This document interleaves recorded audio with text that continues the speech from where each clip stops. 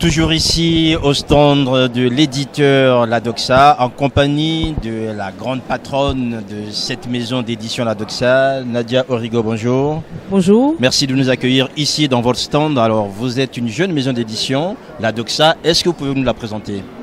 Alors, bonjour à tous vos auditeurs. La Doxa Édition, à tous vos téléspectateurs, autant pour moi. La Doxa Édition, en fait, c'est une jeune maison d'édition qui existe depuis 2 ans déjà. Nous sommes situés en région parisienne, dans le 94. Et à date, on a plus d'une trentaine d'auteurs. Donc, en 2 ans, on a fait vraiment un grand chemin.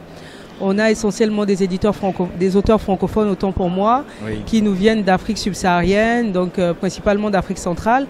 On a quelques auteurs français, des auteurs suisses, belges qui arrivent, et puis des auteurs d'outre-mer, notamment de la Martinique et de la Guadeloupe. Alors, Nadia, on voit ici, on lit La Doxa, éditeur militant, ça veut dire quoi exactement ?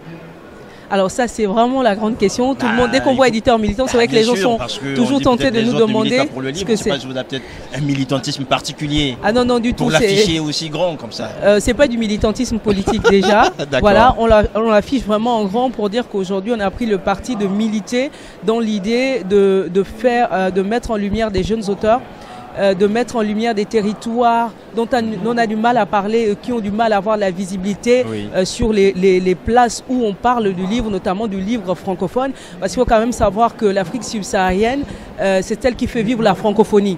Malheureusement, c'est vrai qu'on a eu des secrétaires généraux de la francophonie, mais on est moins considéré que d'autres, alors qu'aujourd'hui, en réalité, la francophonie n'existe, elle ne vaut que en rayonnement, parce qu'il y a des pays africains francophones qui sont très actifs pour faire vivre la langue française et faire vivre la francophonie. Et donc je pense qu'il est intéressant pour nous de militer pour que ces jeunes auteurs-là soient connus sur les places où on parle du livre francophone, pour que la littérature africaine soit connue et que les thématiques sociales et sociologiques qui intéressent aussi nos territoires soient connues et lues, et non pas seulement renvoyées à c'est la littérature d'Africains, ça parle de misère, ça parle de faits des sociétés qui n'intéressent pas forcément les Français. Il faut que les gens s'intéressent à ce qu'on fait.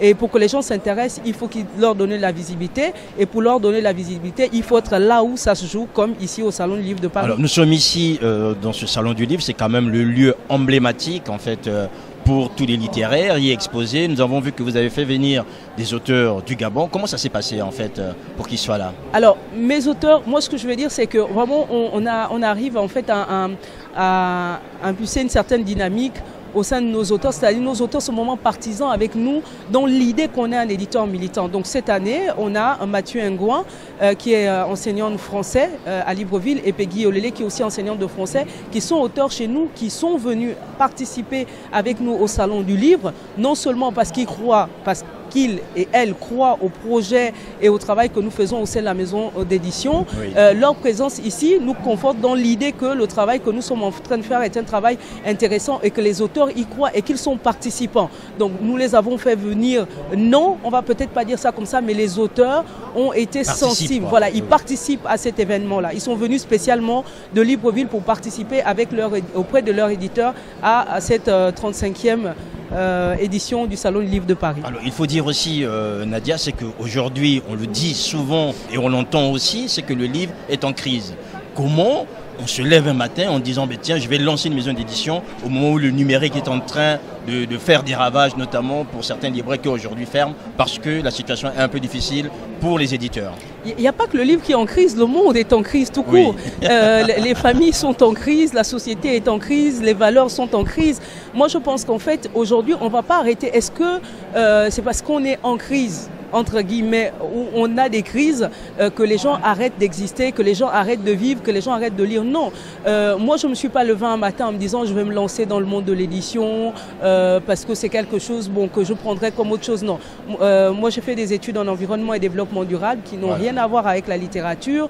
J'ai travaillé dans ma vie au départ, j'étais salariée. Et puis, c'est pas un environnement qui m'intéressait parce que je suis plutôt portée vers l'idée d'aller rencontrer l'autre, d'aller interroger des territoires, de faire parler des gens qui parfois ne veulent pas prendre la parole parce qu'ils pensent qu'ils n'ont pas droit de citer. Ça, c'est ce qui me porte et c'est ce qui m'anime. Et parce que ça m'anime, l'écriture, le livre est l'un des moyens que je pense le mieux indiqué. Du moins, c'est celui-là que j'ai choisi pour faire vivre en fait cet idéal-là. Alors, comment se passe ce salon pour vous ? Alors le salon se passe bien parce qu'on a quand même un flux de fréquentation sur nos stands qui est assez intéressant. Bon, maintenant c'est vrai que la fréquentation générale du salon du livre de Paris n'est pas celle d'il y a 10 ans, 5 ans ou même déjà de l'année dernière à cette année. On voit qu'il y a une nette différence, les gens restent de moins en moins, ils achètent de moins en moins. Mais il faut être là. Mais il faut être là, c'est la place où il faut être, il faut se faire connaître. La preuve c'est que les gens passent, ah la Doxa Édition, qu'est-ce que c'est, on ne connaissait pas, ben oui, c'est l'occasion de connaître, de nous découvrir. Et puis de nouveau aussi des partenariats, de découvrir tous les acteurs du livre. C'est vrai qu'il y a les auteurs, il y a les lecteurs, il y a les éditeurs, mais il y a aussi les distributeurs, il y a les imprimeurs, etc. Donc c'est l'endroit où il faut être pour être en synergie avec tous ces gens-là. Alors Nadia, près de 50 titres, aussi quasiment 30 auteurs. Nous sommes en 2015, vous avez été créé il y a à peine 2 ans. Qu'est-ce qu'on peut vous souhaiter pour l'année qui va arriver, notamment pour cette année, on est quasiment 3 mois après 2015. Est-ce qu'il y a des choses qui vont arriver d'ici là pour compléter en fait votre catalogue et surtout ces hommes et ces femmes que vous recevez aujourd'hui, ces jeunes auteurs auxquels vous voulez donner en fait de la visibilité?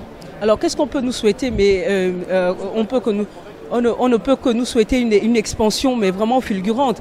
Ce qu'on promet, on fait pas de promesses. Je suis pas dans une dynamique de faire des promesses juste pour en faire. Je pense que déjà les auteurs qu'on a aujourd'hui, on a tout intérêt nous à les faire vivre, à les faire exister, à les faire connaître, que les gens connaissent, lisent leur littérature. Il y a des manuscrits en cours, il y a des auteurs qui sont en train d'arriver, il y a de plus en plus de personnes qui pensent qu'on fait un travail de qualité et qui ont envie d'être publiés par nous. Et je crois qu'on va aller comme ça croissant. En termes de promotion, en termes de croissance numérique, en termes d'auteurs, de chiffre d'affaires aussi, parce que bon, faut pas oublier qu'une maison d'édition, c'est d'abord et aussi une entreprise. Donc voilà, il faut bien que ceux qui travaillent dans la maison d'édition puissent être rémunérés et qu'ils fassent vivre leur famille. Ce qu'on peut nous souhaiter, c'est que ça marche super bien, qu'on réussisse et que on ait notre empreinte et que pourquoi pas dans 1 an, l'année prochaine ou dans 2 ans, qu'on soit carrément au centre du Salon du Livre de Paris avec un stand 10 fois plus grand que celui-ci. Voilà, mais il est déjà là, il a le mérite. Ce stand a déjà le mérite d'être là. Et aujourd'hui, il est vrai qu'on a vu, nous avons reçu tout à l'heure 2 auteurs qui nous ont parlé. Alors rapidement, les gens qui nous auraient dit, mais tiens, une maison d'édition. Aujourd'hui, beaucoup de gens cherchent des éditeurs. Comment ça se passe chez la Doxa en fait? Alors, nous on a une ligne éditoriale. Notre ligne éditoriale est clairement affichée sur notre site internet. Ceux qui veulent être édités par nous, nous écrivent ou alors ils nous envoient leurs manuscrits par la poste. On analyse le manuscrit. On fait tous les genres littéraires à date. Oui. Donc on fait de la nouvelle, de l'essai, du roman. On fait du théâtre aussi, de la poésie. Il faut juste que le manuscrit, bon, quand je dis bien écrit, c'est pas qu'il n'y ait pas de faute ou etc., mais que le propos quand même qui est tenu, qui est mené dans le livre soit soutenable et qui soit soutenu, et qu'ensuite derrière on voit si ça correspond à notre ligne éditoriale, si les thématiques qui sont abordées nous intéressent, et à ce moment-là on fait un retour éditorial à l'auteur. Donc il suffit de nous écrire, soit par courrier, soit par mail. Vous allez sur notre site internet, vous nous envoyez un courrier ou de nous appeler et d'échanger avec nous, et on voit comment on travaille ensemble. Voilà. Vous avez tout entendu, présentation de la maison. Vous avez aussi toutes les possibilités de pouvoir un jour peut-être afficher votre ouvrage ici. Merci Nadia. Merci à vous, merci d'être venu jusqu'à ce stand. Et merci aussi à vos spectateurs qui vont nous écouter, aux journalistes qui ont fait le déplacement jusque sur le stand de la Doxa Édition, et j'espère à bientôt. À bientôt.